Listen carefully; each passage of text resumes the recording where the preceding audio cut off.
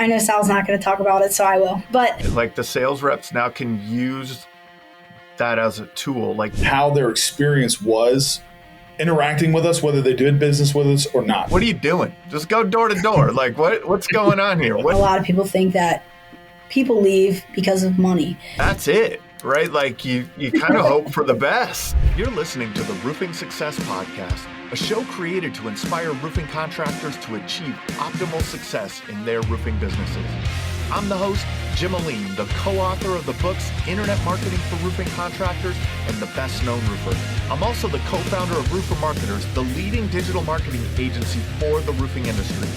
On each episode, I sit down with industry leaders to talk about their processes, the lessons they've learned, and how to find success in roofing.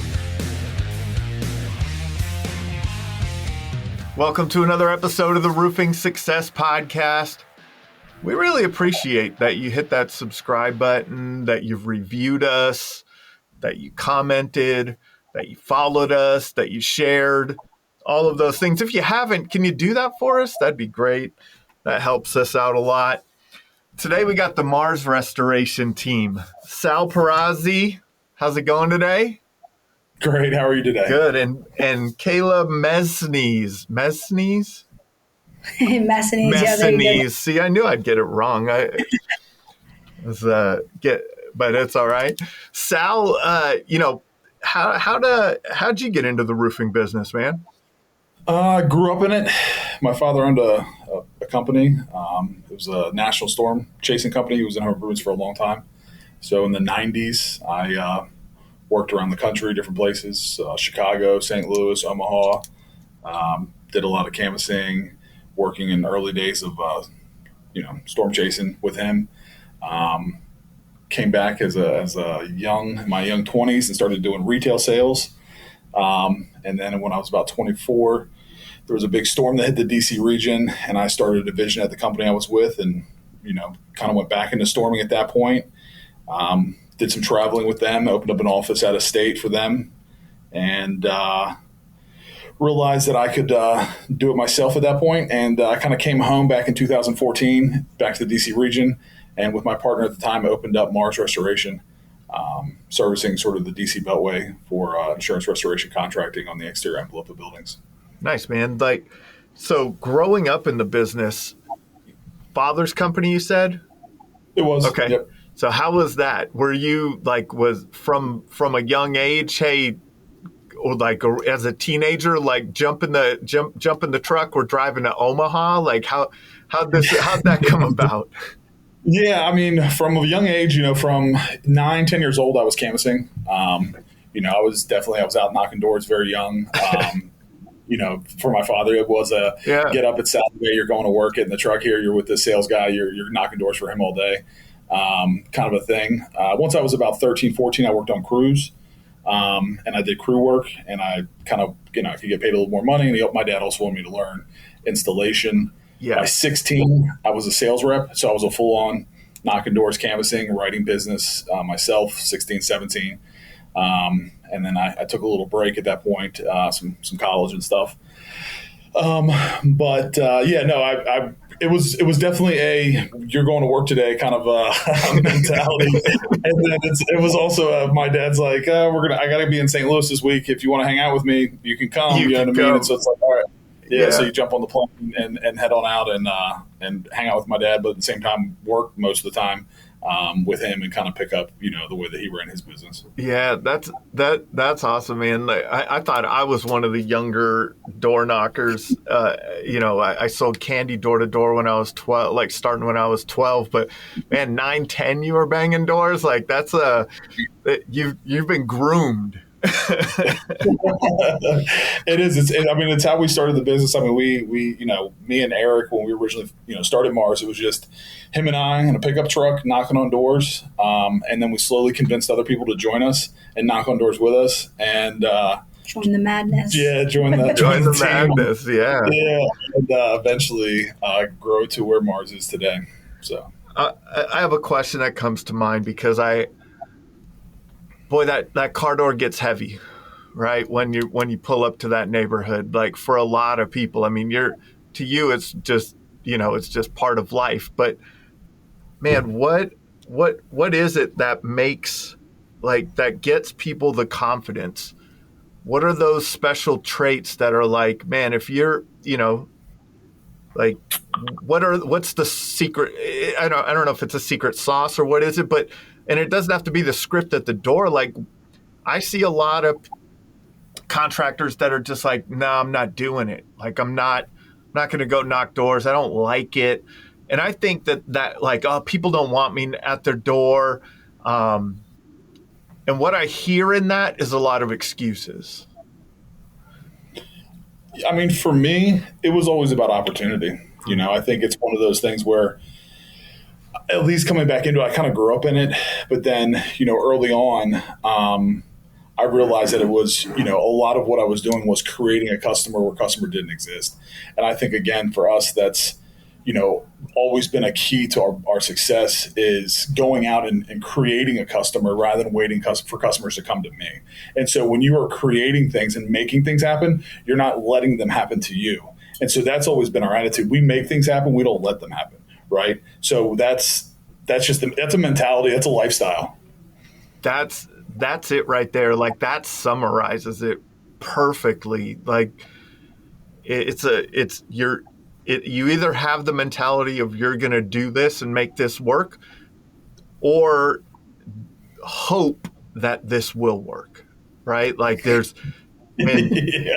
And there's, a lot of times, hope doesn't work in a lot of cases. And so, man, that's a good one right there.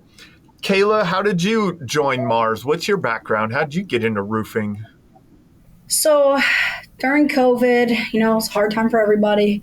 I was just looking for a new career path. I decided to start in retail, home improvement sales, everything from bathrooms to roofing to siding to windows.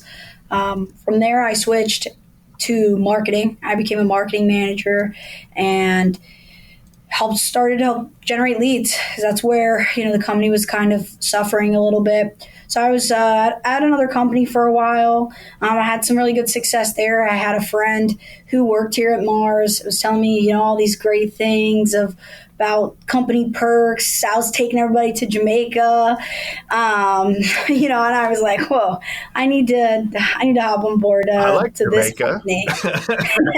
This company. And yeah, exactly. I was like, I could use a vacation.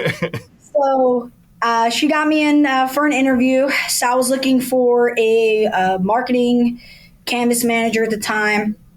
So I came in, I interviewed with Sal. We had a really great conversation. I kind of explained to him what I was looking for. I was really looking for more. I wanted an opportunity to not just impact positively on the canvas team, but just in marketing in general. So I kind of had this vision for myself, and Sal and I talked about it for a long time, and we went back and forth, and ultimately we kind of put a plan in place for me. And I said, okay, we're going to build this canvas team. We're going to do this thing. And then we're going to expand in other marketing efforts that we do aside from the canvassing, to what led us to you all at the Roofing Marketers, to, revamping our website, to the home shows, to our telemarketing, our call center, all of those things. Just putting all of those things in place. That's really led me to my position now as the marketing director, and I've been here since. I see a lot of times in storm markets, because you could go out and get business, right, door to door. I see a lot of contractors that shy away from investing anything in marketing. I guess this is for both of you. Like, for you, Kayla, like, what did it take to convince Sal, like, hey, you can do more than just door to door? And then Sal, like, what do you think business owners, I mean, I know a lot of storm chasers, and it's like, what do I need? I need a, whatever I'm leaving at the door, a business card, a polo shirt, and a truck, and I'm good. Couple, and yard signs, right? Like, I don't need a website. I don't need a Google business profile. I don't need Google ads. I don't need Facebook ads. I don't need a social media. I don't need anything. I don't need a home show. What am I going to a home show for? Like, there's So Kayla, how was that? How were those conversations with Sal and putting this together? I mean, he's been open to it, because it's you're executing on it. But how was that in the beginning? So when I first transitioned from, strictly the canvas manager to the marketing director, we already had some form of social media platform, website. We were already doing some of that. But for me is I try to continuously stay ahead of the wave, right? Because that's where we're going to always be successful. That doesn't mean that we won't have some hiccups and some roadblocks and some failure along the way, right? Yeah. That's what happens when you try new avenues. Yeah. It doesn't always work out, but at least we can say, hey, we tried, rather than looking back on the year saying, hey, we should have tried this, we should have tried that. So for me, it was just staying with the times. And nowadays, you think about canvassing 10 years ago. Obviously, I wasn't in the industry 10 years ago, but people were a lot more receptive to people knocking on their door. You saw kids outside playing until the street lights came on, right? Like that was my childhood. I'm sure that was your and Sal's childhood. Nowadays, you don't see that too often. It's because everybody is stuck behind their phones, their tablets, their computers. And with that being said, one of the very first things that people do when they want to choose a contractor is they pick up their phone and they Google roofing companies near me, and they're looking at their website and their reviews. And you could have one of the most successful roofing companies in the state has a weak social media platform, or they don't have a website, they don't have a lot of reviews, and now people view them as an unreputable company, which may not be the case. They may, like I said, have the best supplies, crews, salesmen, all the above, but that's just the times nowadays. So I think that that's one thing through 2023 that we've continued to, evolve into, is just, like I said, staying up with the times and where people go to. That's the mindset that I have to have as far as, a marketing director is. If I was the customer and I want a new roof, what am I going to do? Yeah. And what are my friends going to do? And that's, I think what's helped us kind of stay successful and dig into the online marketing and all that. So for you, second generation Sal, grew up door knocking. It sounds like you may have started trying some things prior to Kayla being there, but like, what was that path for you? Because I'm sure your dad was like, "What are you doing? Just go door to door. Like, what's going on here? What do you?" Yeah, it definitely would have been his way, to just bang it door to door. But no, I think for us, and the initial idea behind it is getting the areas that maybe are off the radar, right? So maybe for us, maybe I get a call in, right? Typically, why is somebody calling me, right? Why is somebody looking for a roof repair? Well, I'm missing a shingle, or I'm having a leak, or I'm having something. Typically roofing is not often is it proactive. You know what I mean? It often is a reactive kind of a search, right? Yeah. And so for us, I think for me, I'm looking at it from a couple different ways. One, I can get information. This person says my roof's leaking. We go out, we look at it. Yep, you're missing shingles. Well, why are they missing shingles? Okay, well, there's a microburst that came through this neighborhood. Now I'm like, okay, when we have new areas that we go into, we ask the sales reps, how were the other houses? Take pictures of the neighborhood. We gather data. It's allowing us to see markets that maybe we wouldn't already have seen, and then target those particular neighborhoods. So it's a very, it's very strong. Also, we do everything from door knocking, direct mail, social media, PPC, all, SEO, all of it. But here's the thing, right? So if I drop a mailer to you, I knock on your door, you drive down the road, you see my yard sign, then you Google roofing companies in my area because you realize maybe I do, but I'm just still weary about dealing with someone who's knocking on my door. You've seen me 4 different times. You Google and boom, there I am again. Who do you feel most comfortable with? Subconsciously, you're going to feel comfortable with me because you see me everywhere, right? And so I'm trying to a lot of times create this comfortable brand awareness with people in the region. And then, through all of our other activities as well as through SEO. So again, I think they all work together to really create a very strong brand appearance. And we had started it, but with running the company and growing it, I really couldn't give the sort of dedication that I needed for somebody really to kind of grow all these channels. And that's where, Kayla has really came in and excelled, helped with the organization and helped with really growing these programs and nurturing them on a daily basis. Because it does take time to really, like I said, to look, okay, we got a new SEO in this neighborhood. We haven't run anything in this neighborhood. Hey, what's going on? Let me look. Is this a good place to put canvassing teams? And really using all of our data to maximize opportunity. I like the way that you said it, like to paraphrase it a little bit, is that you're getting to markets or neighborhoods that you wouldn't have seen, right? Like it's easy when, you have a big hailstorm or something like that and you know where everything is. But when you're talking about, on the DC, these little wind bursts and things like that, man, you could pick up, 8-10 jobs pretty quickly in those neighborhoods. Like if you do it right. And the other thing, I mean, this is, we wrote the book on this, The Best Known Roofer. That's what doing all of that together, it's capturing that mind share, right? Like getting into your customers' minds, like, oh man, yeah, I see these guys everywhere. And it's amazing. So when you started implementing and started working on this theory and started going down this road, what were some of the first things you noticed? Was it different conversations at the door? Was it different conversations at the kitchen table? Different, like, did the phone calls change at some point in time where people were like just felt more trusting of you? What do you think there? I have something to add, actually. I hear this from, we talk about it, I know in the sales meeting sometimes. We will earn the trust and the business from a homeowner sometimes strictly off of the reviews. I hear a lot of sales reps say that while I'm doing their inspection, I'll encourage the homeowner to pull out their phone, type in Mars Restoration on Google and read our reviews. And by the time I'm done my inspection, they're already ready to do business with us. And they'll say that I've read some reviews, that really opened my eyes to, the kind of company you are, the integrity you have. And like Sal was saying, the brand awareness already in the neighborhood makes people feel very comfortable with us. I mean, by the time we're finished working in an area, there's neighborhoods where we have every house, on the block that needs a new roof doing business with us because, their neighbors vouch for us. They see our street signs. We've knocked on their door every time, and every time that we knock on their door, we're leaving a positive impression. I preach that all the time, leaving that positive impression every time, and getting the mailers and the flyers, the whole 9 yards, and then bringing it back to our SEO and our PPC standpoint of saying, okay, we have an area that is in need. Let's target these areas.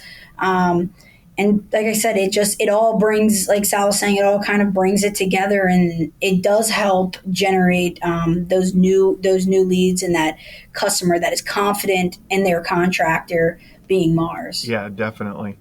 I love that what you said about like the sales reps now can use that as a tool. Like they can use your reviews as ammunition, right? Like, hey, while I'm up here, Google this. Look at this, read the reviews, just get to know us a little bit. Yeah. I mean, how, like, the social proof, the statistic I always cite is that people trust online reviews as much as a recommendation from a friend or family member. So essentially, you're at their door, you're that person in the neighborhood. Oh, another person in my neighborhood knocking on my door. All right, fine. All right, well, they seem nice. I see the neighbor's sign over there that matches your shirt. And okay, I'm going to let you up. Oh, while you're there, hey, look at our review. Like, it's tying, adding to the trust bucket, I like to say, right? You're just adding to the trust bucket. You're just getting that trust bucket so full that by the time you say, hey, sign here, like maybe you don't have to ask. Maybe they're asking you, hey, where do I sign, right? Like, what's the next step? What's the next step, right? Like it's so, there's a lot to it, or a lot of value that comes from it. A professional website. They look at your website. They're like, oh, this is a professional looking company. I've heard phone calls because we listen to all the phone calls that come through. And I've heard phone calls from startup companies that are like, wait, like wow, you guys have only been in business for this long? Oh my goodness, you look like. I've had stories, I've had conversations with contractors. I had a conversation with a guy down in Texas one time who'd been in business for 30, 40 years. All of the reps in his area, all of the other company owners in his area, pretty much they worked for him at some point in time, right? Like it was, and all of a sudden they started winning a lot and more because they started focusing on kind of what, to your point, Kayla, what do me and my friends do? How do I search for a roofer? They started doing that stuff. The older gentleman just kept doing the same old thing, and he got left behind. I mean, and you guys, man, you're in, I don't know, people say Dallas, but that DC area, boy, is a competitive market. It is a competitive market. Yes, it is. Dallas has the Storms. I'll give them that. That's right. Dallas has the Storms, and, and a lot of contractors, but yeah, you guys have a lot of competition out there. So any little bit of difference, right? Like how can you separate the thought process, I guess, is how do you separate yourself, right? How do you look different? How do you feel different? You had mentioned, Kayla, leave with a positive impression. I want you to expand on that a little bit.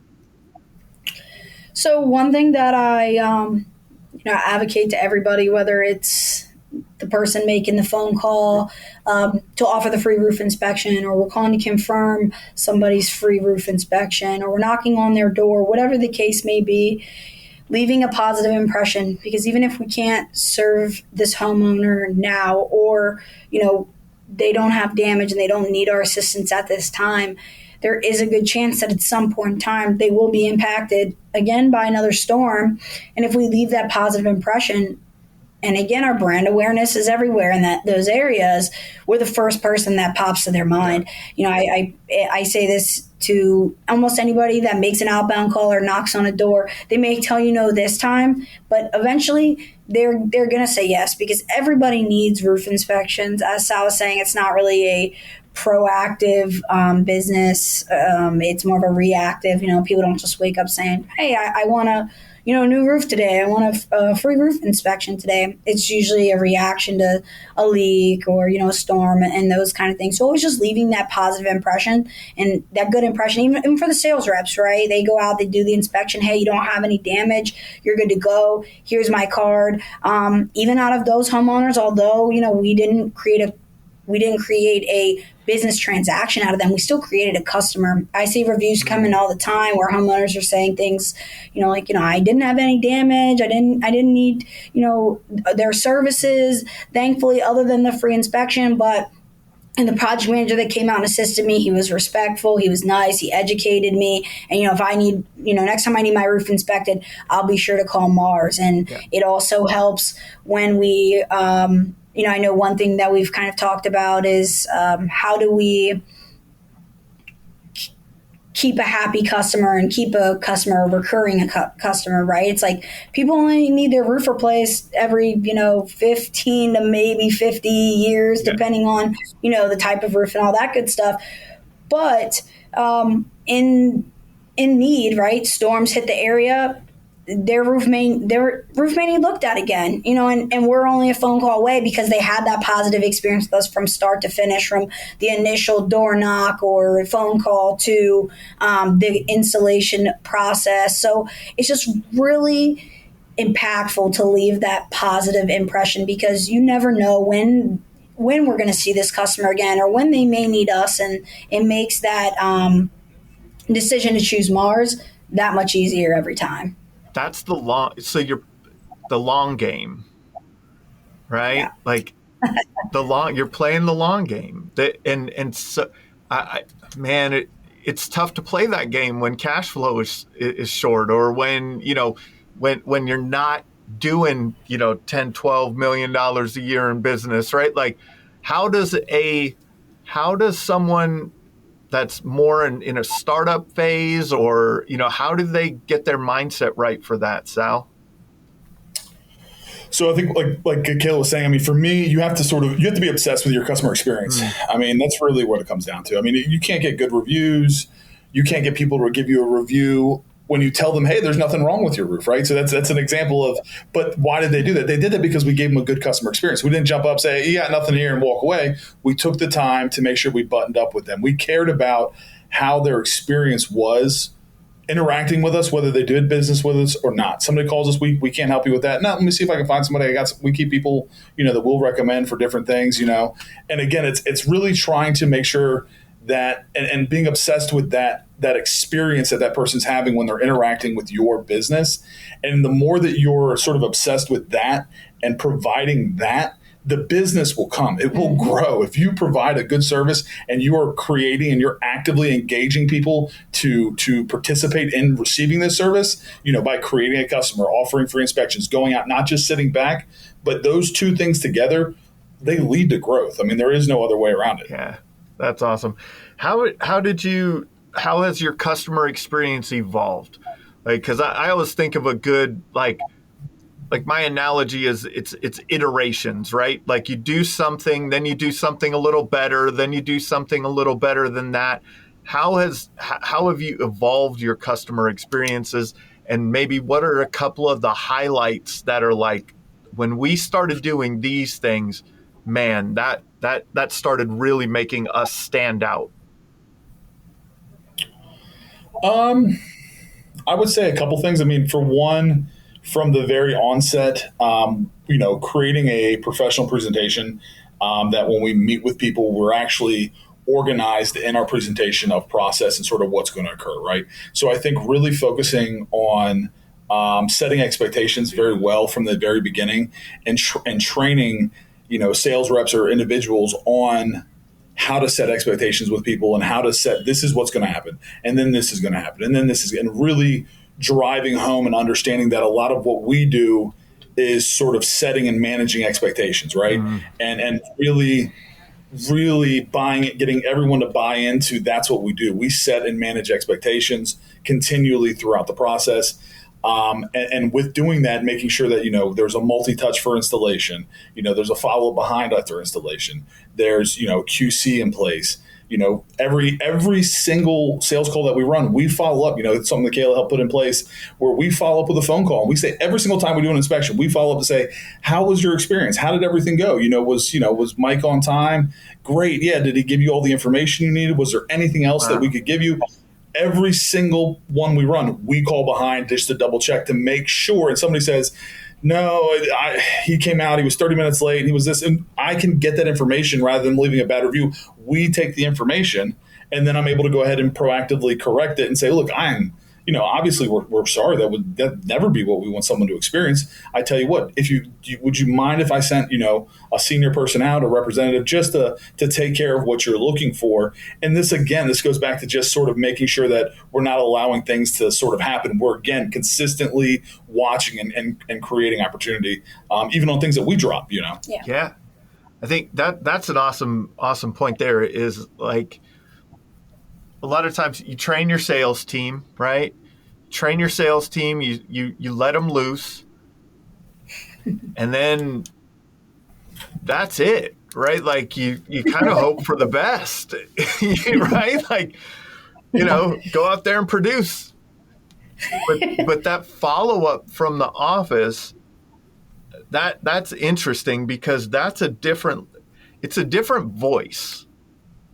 One thing that I've noticed along the way in business, like the person that the customer deals with on a day-to-day basis, a lot, or even just in an interaction like that, like a homeowner deals with a sales rep, they may not express to the sales rep their frustrations. It's an awkward conversation. Why have it? Right? Yeah.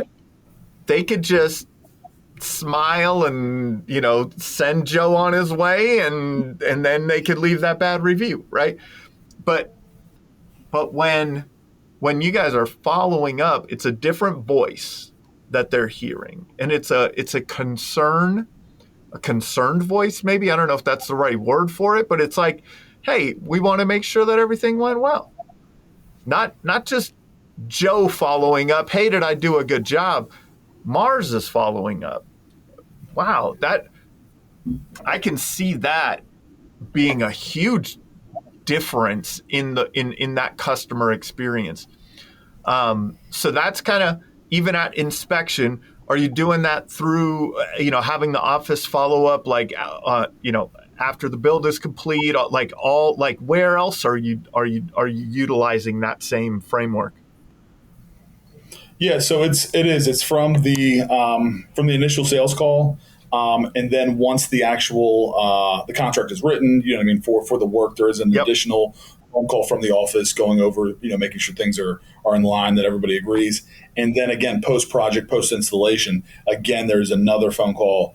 And then proper follow-up. We're just trying to catch these things, because oftentimes, like I said, you said people sometimes they feel awkward, right? They feel awkward to tell somebody like, "Hey, I didn't really like you." You know what I mean? Yeah. But they're calling somebody saying, "Hey, how was it? Was it great? Was there anything I can do to make it better?" And then at that point, they can say, well, and then you even kind of hear them, the resistance in themselves wanting to complain about some people sometimes, right? Yeah. And they're like, this is going on. You're like, oh, that's it. Because oftentimes it's small stuff, right? It's something, and sometimes people don't even realize they did it, right? And so it's like, okay, no, we'd love to take it. Is there anything else? And then again, I always like to say, is there anything else? Somebody tells me a complaint. Is there anything else I can do? I want to go ahead and I want to let them just tell me, is there nothing else? Perfect. So if I hear you correctly, if I take care of this, this, and this, you'd rate me as a 5-star Google company, right? Again, I'll say things like that. I'll teach people, because again, it is at that point, that person, when I ask for that Google review now at the very end and say, hey, do you mind going on? You had told me before, we were, I took care of this, you'd do it.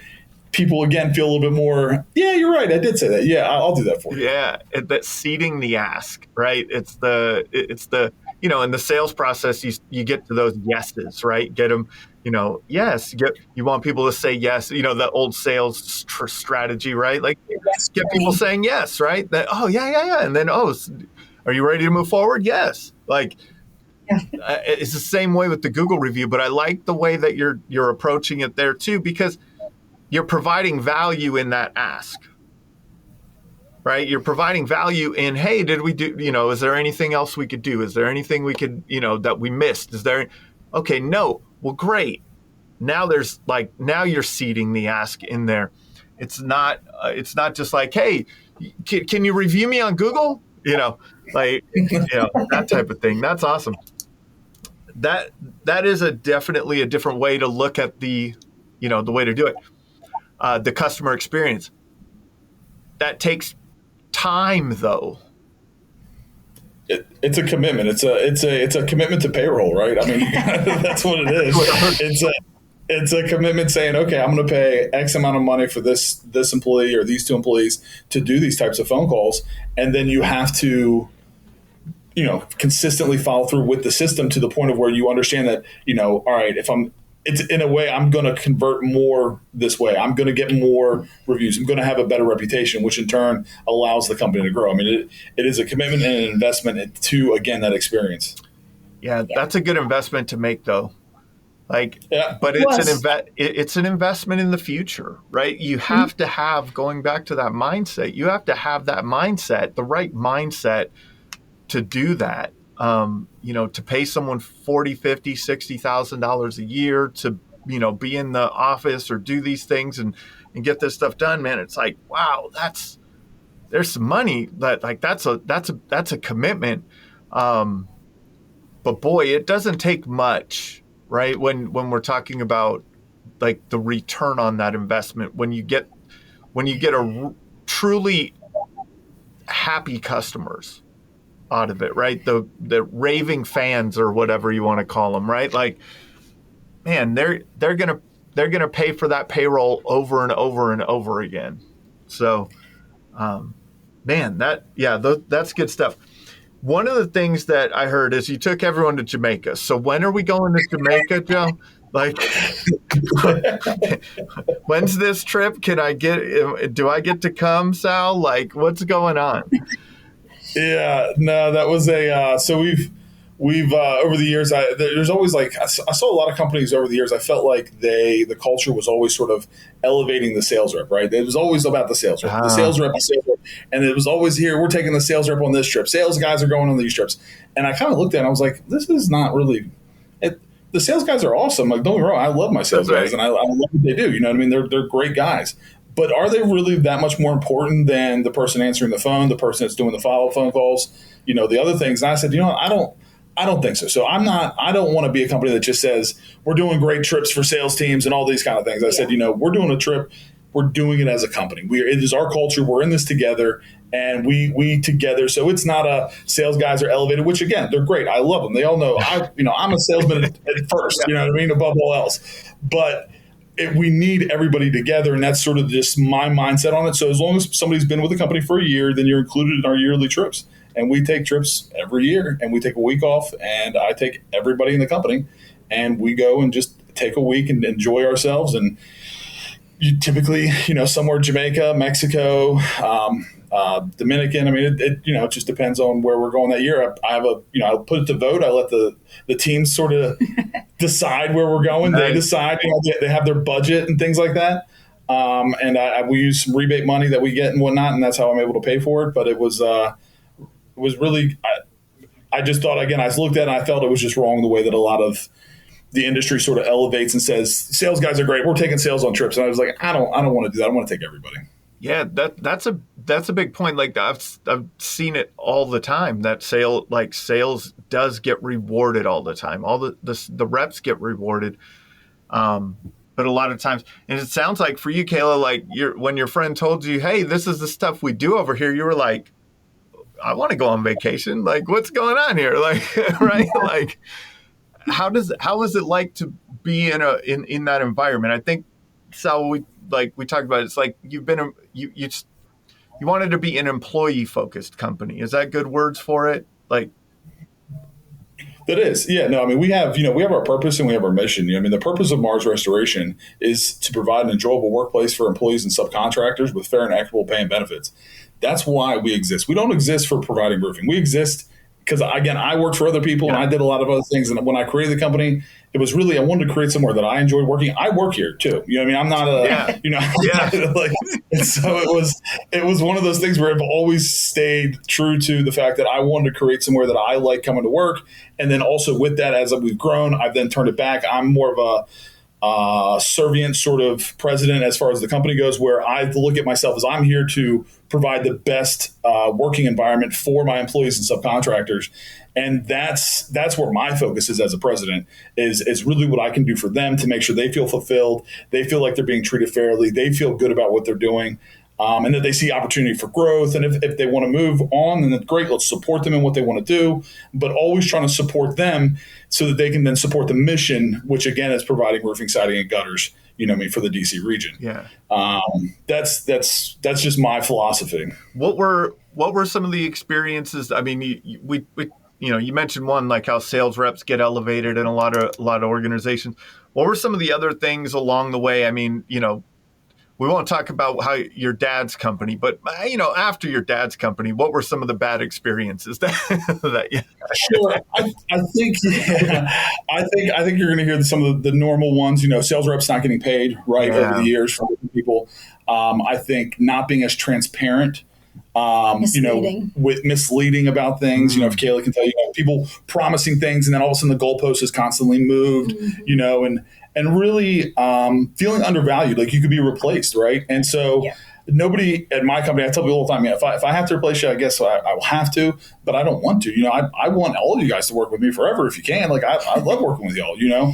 And so that's really how I am. And that's how I act. And I think that some people have a hard time walking that walk and they might want to say that. But in reality, they give off a vibe that, I'll replace you. You know what I mean? You don't want to do it. You know what I mean? And so it's really having to care, I guess, on a daily basis. And I think that's tough for some people because it is hard, right? You have to care about the business. You got to care about the individuals. And sometimes caring about the individual means maybe this isn't, you got to put the person before the money in some ways sometimes. If you really want to play, like you said, the long game and really keep good employees and keep people, staying with you for a long period of time. How is it like working in that type of environment, Kayla? Like, what is it different from other experiences you've had? So that's Honestly, I've done a lot of research on, employee retention and satisfaction within the workplace. And a lot of people think that people leave because of money. Money is actually not even in the top like three of reasons people leave. It might be three. I'll give it there, but it's not top one and two. It's usually being unappreciated, underappreciated, undervalued, and that's what it was for me. I had the privilege of working at other companies and even in similar industries, and in the roofing industry I think there really is a grittiness, right, to a lot of the people that work there. There can even be some bad stigmas around like working at a construction company, and even for women, right, it's like they tend to be male male driven companies, and not a lot of women, and we have our fair share of women here. It's definitely not for the weak, I'll say that. Working with all these men, but it for me, it was everything that Sal said, being promised things that I felt like were just unobtainable no matter how hard I worked, no matter, what effort I put in, not being recognized for the good things. And it was, I really was looking for more than to just be a canvas manager. Because like I said, I was a sales rep, right? Majority of canvassers, they start as canvassers and then they become sales reps. And I was the exact opposite. But the reason that I did it was because I saw this mission and this goal, and amongst all else, I'm a sales rep at heart, but my passion is managing and leading and helping others as well. So with that being said, I saw an opportunity to help elevate a company, to positively impact other employees. So that's why I made the switch to becoming a canvas manager, and it was just supposed to be kind of a short-lived position for me at the last company. And after over a year plus of trying, I was just kind of like, I need something new. I want to be able to grow. I want to be able to continuously positively impact the company. And I felt like I didn't have the resources to do that. I thought that I was capable, but the company didn't give me the resources I needed to grow. So I felt like I was in a rut. And when I came here, I saw a vision that I could help elevate this company and kind of everything that I wanted to do, where I currently was, I could see myself doing here. And that's what it was for me. And, eventually I had, the vice president of my last company tell me, hey, look, you're going to be successful wherever you go. If you're not happy here, he said, I'm sure, another company would love to have you. And he said, I'm probably going to regret telling you this if you leave. And I laughed. I felt, a little valued and honored that he kind of said that to me, that any company would be happy to have me. But in a sense, I kind of felt like, you don't care if I'm here, you know what I mean? Yeah. And I just felt like what I was looking for and what Sal was looking for, and his vision, his mission, I felt like it aligned a lot with what I was trying to do, which was, why I made the switch. And I tell people in every interview that I do as well for any marketing position, not to be biased, which, like I said, people feed you a lot of false information, but I gave them my story and why I made the change. And then I let them, kind of make the decision for themselves. And I said, I didn't regret it. A lot of people are scared. Well, nowadays the job industry has kind of changed, but a lot of people are stuck with their comfortability, right? A lot of people don't like to try new opportunities.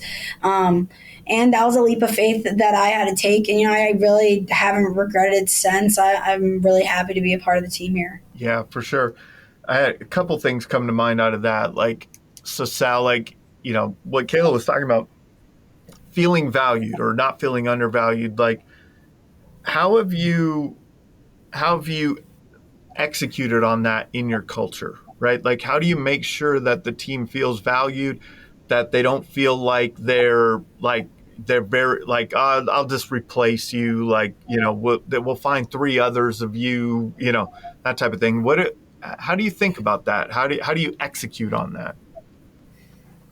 I think it could be different per person, right? And I think that's, again, where it comes down to making sure that everybody understands what we're trying to accomplish together, right? Yeah. And setting a clear vision for everyone. So we do get together once a quarter where I put every single person that works for us in a room together, everybody from hammering a nail to knocking on a door to everything in between. And we talk about, this is where we're going. This is where we're direct. This is the direction we're headed in, right? And then we talk about all the positive things that have happened, right, over the last quarter, half year, whatever the time frame has been. And we talk about it. And we have a very, and I ask other people, you want to bring other things up? We talk about, the number of squares we've installed. We talk about like things that maybe other companies don't like celebrate, right? I'm going to sit here and I'm say, we set, 1,200 leads. We did, and I talk about things that maybe like people always want to glorify the sales guys, the sales numbers. Oh, and again, I get it. I love sales. All right. Look, sales but sometimes you have to take a moment and say, there's a reason that we're here, right? And the reason that we're here is because, this particular employee over here, scheduled and installed, 1.2 million square feet of, roofing. Let's give it up for them. And then we take a second. We're like, and these two team leaders, were able to provide their two teams enough leadership to then get us to X amount of leads, and really focusing on like, not just the sales number, but really what got us there, and recognizing it and taking time for a second and then say, and guess what? Here's what we're doing this quarter. And this is what we're doing together. Those things I find kind of build the culture together, right? For the individual, I think sometimes it's about asking people what's important to them. Oftentimes we sit here, as employers and think, all right, I give them another X amount of money, that should work. I don't, that's not how I like to work. I like to sit down and say, how's the last year been? How's the last 6 months been? Let me tell you, is there anything that we can do, that would help you? Tell me what's important to you. Some people might say, look, I need a little bit more time off. Some people might say, I'm getting ready to have a baby. Can I get some more maternity leave?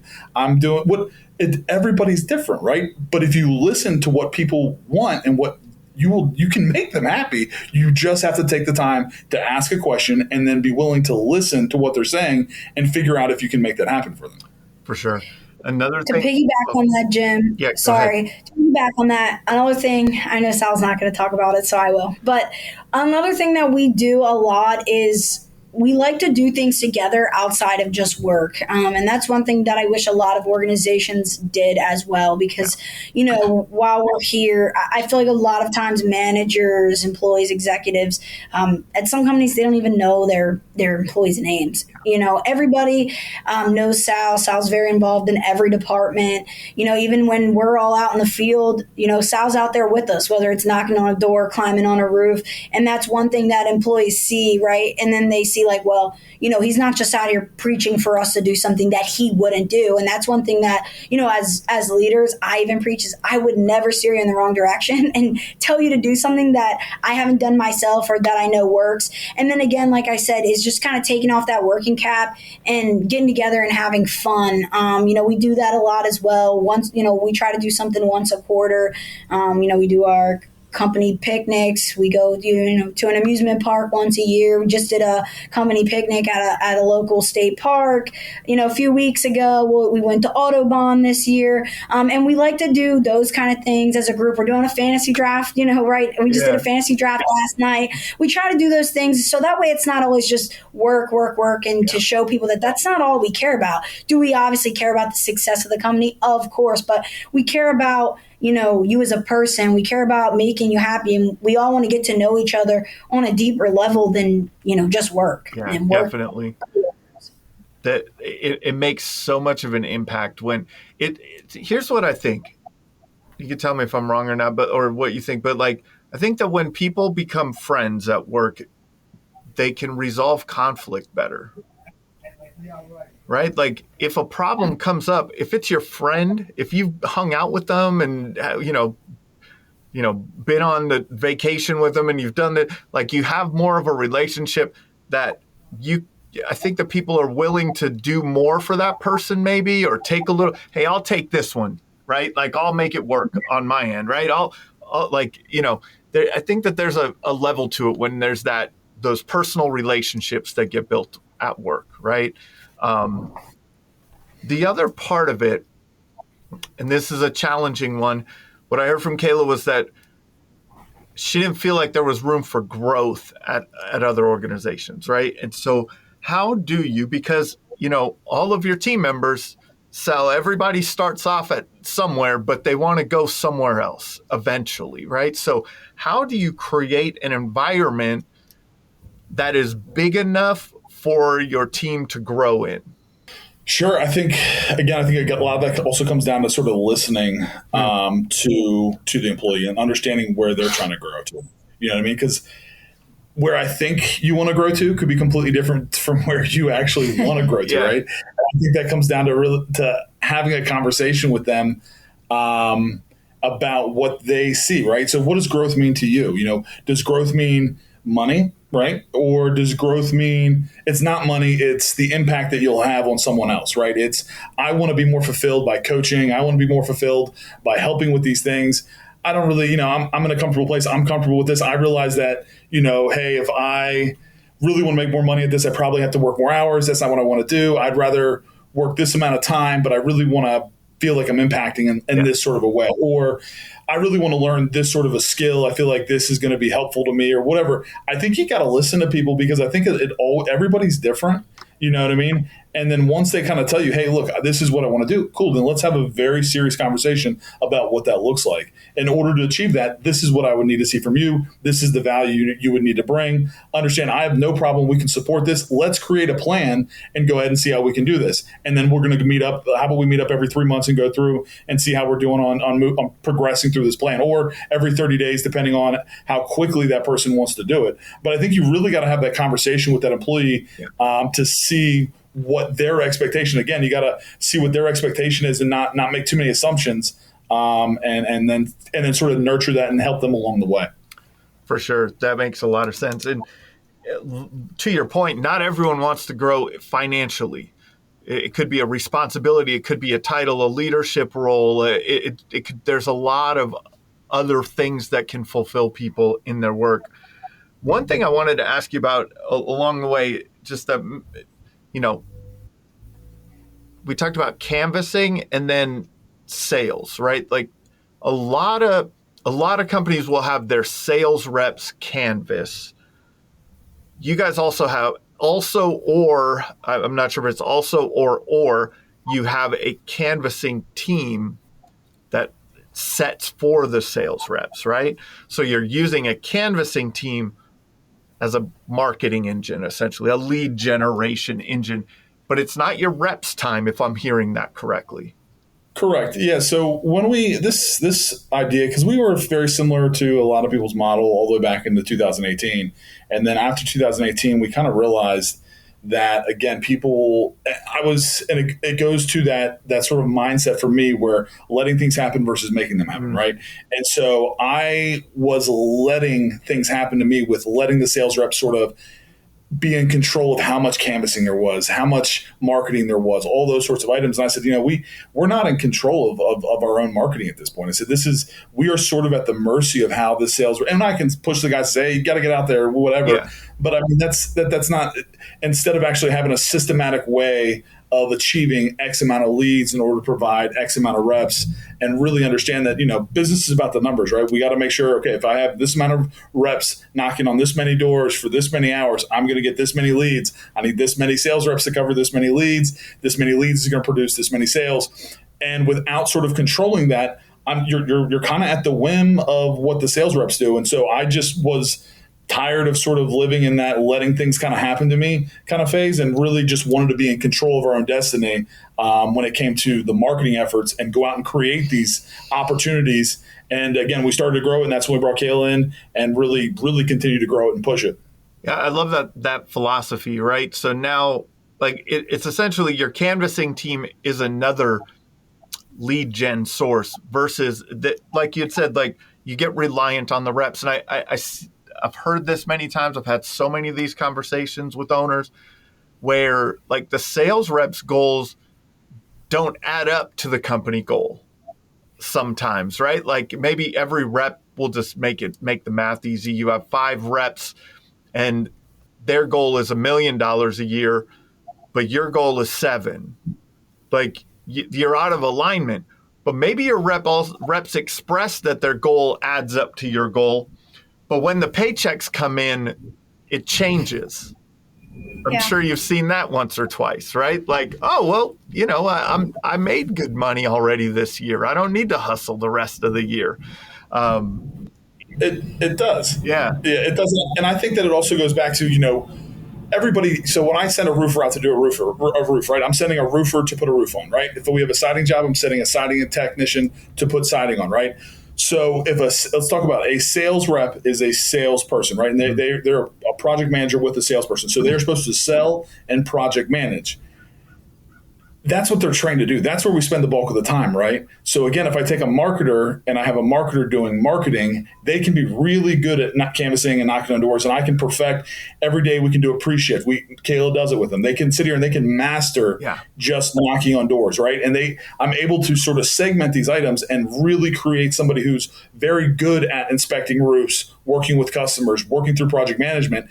And then I'm able to take somebody else and really make them very good at knocking on a door, handling a rebuttal, getting us to an inspection point. And so you're really training to keep somebody in their sort of pocket, in their zone where they're really good at, and you can really get people to excel at that point when they're just doing the same job. And it's also from a quality control standpoint, you can control the quality much better when I have somebody just doing this sort of singular job versus, hey, you're going to do these 8 different things and I hope you do them all well, but you're probably not. Right. It's for me, I just think the separation really allows us to be good at each individual portion and then also not be beholden to any one of them. And we can continue to grow and scale because I can continue to plug people in without having one person really truly affecting me. Because at the end of the day, you have a sales rep that's a $2 million sales rep, right? And he's canvassing and providing that $2 million and he leaves. That hurts. Yeah. If I have a $2 million sales rep and I provided him all the leads, if he goes, he probably was a really good rep, but you know what? I probably can put somebody in his place that'll probably do $1 million, $1.5 million, and then I can hopefully grow that person into the 2 million person. You're not as beholden to just this one person or these people, and instead you're able to again continue to scale and continue to grow, even if you do have people and you do have attrition, which does happen. I think of that like in terms of like that's a business, right? Like like a business has all of those components that can work independently from each other and keep going. If one thing goes down, you could fill gaps, you could retrain someone in that position. The other thing is like people can get really good at that one thing, like you're saying, right? They get really good at that one thing. I was talking to an owner earlier today, and we were having this conversation about like as his company has grown, like when you start off, you're wearing all the hats. And one of the things that he realized was the faster he got away from things, the faster he got some processes in place and a good person, the faster his company grew. Like. But because they were specialists focused on, and this was kind of where it came about was that like now that person is focused on that every single day, all day. Like that's it, right? That's why I'm laughing because that was the conversation that Sal and I had when I told him I was looking to grow, and he was like, "Hey, look, when I first started, I was wearing this hat, I was wearing that hat." He's like, "The only hat I'm holding on to is the marketing," and I was like, "Okay, I want that hat." That's right. Tell me what I got to do for that on. And I think from an owner standpoint, and that's why I like it because I told Kayla and I tell everybody that when I was taking off these hats, I was taking them and said, "I need you to be better than I ever was at this." Yes. Is what I said. You know what I mean? I need one day that I'm coming to you and you're giving me the answer instead of the other way around, right? I need you to be the expert on this. This is what and Kayla knows that. I tell her all the time, like, I need you to be better than me at this. I need you to be the person that's becoming the expert on this. This is what you're doing. I mean, this is how we grow is by you guys at just owning this and really understanding, that I'm looking to you to be the expert in this organization on this particular topic. So that's great in theory, Sal. That's great in theory that you're not going to be like, but it's also you're like Kayla had mentioned, you're the guy, you're willing to jump in and work with everyone. You're out there, you'll go canvas, you'll go do this, you'll go do that. I think that's a big challenge for owners is to, I don't know, want people to be better than they are, right? Like, or try to empower them to be better at that than they are. Managers in general, I feel like, a lot of Managers also, yeah. That's what makes you a good manager, a good leader, in my opinion, is, you have to want the people under you to be better than you, to be just as, if not more successful than you. Otherwise, you'll never win, Yeah. And I think for me, Jim, is that it goes back to the culture that I have here, right? And sort of my philosophy, right? Yeah, I want to train somebody so good at their job that they could leave, but they're not going to because they really enjoy working here. You know what I mean? They really just like it. You're not going to have the same environment. You go, yeah, you might make a little bit more money, go and work for them. All right. Yeah, they're going to go ahead and pay you a bunch of money because you're here and you've done it for 3 years and I've trained at it and you really do your job well. But do you think, are you going to have all the memories that you have with us, and are you going to have the history, and are you going to have the relationships, and are you going to feel as comfortable as you do, that after the first time you mess up, they're not going to be, freaking out or kicking you to the curb or whatever, versus like knowing that, like, no, we're in this together. And again, I think it's training people to where they could leave, but again, treating them well enough that they're not going to, right? Yeah. And really creating that culture and that environment that they want to be in. Yeah. And that takes a commitment and you have to be confident in your execution of that, right? That this is what we're going to do. And you have to be confident that I'm going to train everyone. I'm going to put my heart into it. I'm going to give them everything I can, from my knowledge to bringing in, outside knowledge. I'm going to train them to be able to go and move on into another position, right? But I'm going to also create an environment that they won't. Like those are those are ambitious goals, but you're executing on it well. So what do you think, Sal? What do you think the greatest insight is that you could share with the audience that's helped you find success with Mars? I think some of it we've kind of already, talked about a little bit as far as something new. And I think it is really actively trying to create a need and a want in customers that don't currently have a need or a want for your products, right?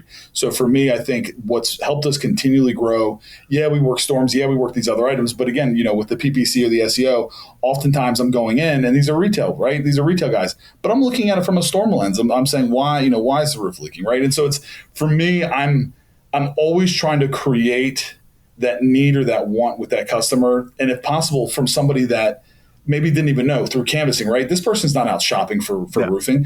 I have no competition when I go knock on a door. Typically, again, unless it's a major storm, but even then, depending on how it is. But even then, it's creating these customers that maybe didn't realize there was a need or a want, right?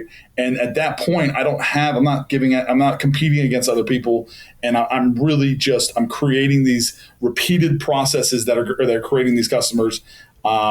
And that's really what's made us successful, is just, again, that I don't ever sit back. I'm never going to wait on the phone to ring or emails to come in or, forms to be filled out submission wise online or any of that kind of stuff. I'm always going to aggressively attack the market and trying to find opportunity where it's at. And if that means we have to knock on doors, we're going to knock on doors. That means we have to send mailers, means we have to do SEO, whatever it is, we're going to continue to try to look for opportunity where other people have failed to find it. That's awesome, man. This has been another episode of the Roofing Success Podcast. If you would like to generate more revenue for your digital marketing efforts, please visit roofermarketers.com to get a copy of the book, The Best Known Roofer. Also, check the training section of the website for guides on everything from running effective pay-per-click ads to how to properly set up your Google My Business listing. Thanks for listening.